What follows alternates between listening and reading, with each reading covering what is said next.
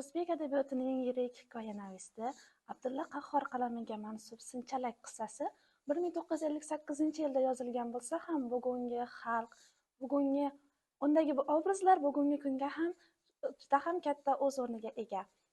Asar Sinchalak deb nomlanishiga alohida to'xtalib o'tadigan bo'lsak, asardagi asosiy qahramon Saida obrazi xuddiki Sinchalakka o'xshatiladi.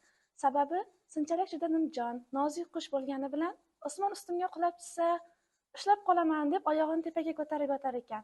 Shu sababli Saida obrazi aynan Sinchalakka o'xshatiladi.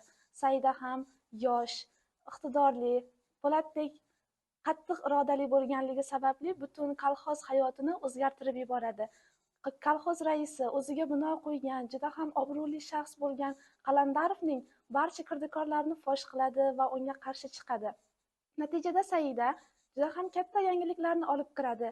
Bu asar bizga bugungi kundagi xotin-qizlarning o'zining xalq orasidagi, jamiyat orasidagi o'rnini ifodalab beradi. Ya'ni har bir ayol o'ziga motivatsiya kerak bo'lganida albatta shu asarni o'qishi, aynan Saida obrazidan o'rnak olishi lozim deb hisoblayman.